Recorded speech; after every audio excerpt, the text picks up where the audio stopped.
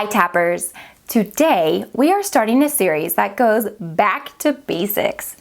Before you dismiss this as something you already know, remember that so often in tapping we are looking for what is lingering in our blind spots. And going back to basics can be one of the most illuminating choices to see what was missed before. Let's talk about how to find a limiting belief. How do you discover what you should tap on?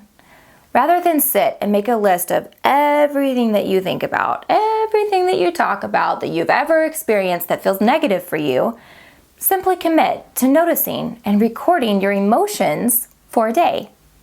As you experience an emotion, write down what you felt, your thought associated with it, and what you were doing when it happened. For example, your alarm goes off. You wake up and turn it off and deeply sigh. You don't want to get out of bed. You feel irritation, and your thought is, oh, I never get enough sleep. You shuffle into the kitchen for breakfast, and you open the fridge. You see the array of healthy foods that you've purchased, but you have zero desire to cook right now. You're resigned to eating a bagel with butter or breakfast cereal. How do you feel about that? Are you relieved that you aren't forcing yourself to cook what you should have? And with that, you have flashbacks back to your mom forcing you to eat steamed veggies for breakfast. Do you feel hopeless to shift your eating habits and think, I don't have the energy to cook good food? Here you are, only a few habits into your day, and already you have several really great limiting beliefs. I never get enough sleep. I should eat healthier. I don't have enough energy to cook good food.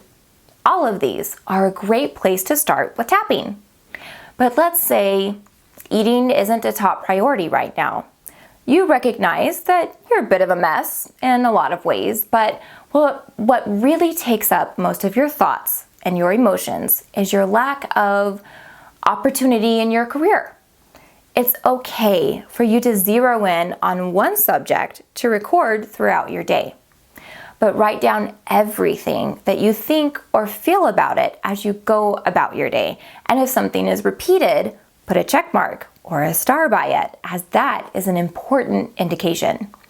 That means that neural pathway is getting a lot of attention and likely building and growing pretty quickly.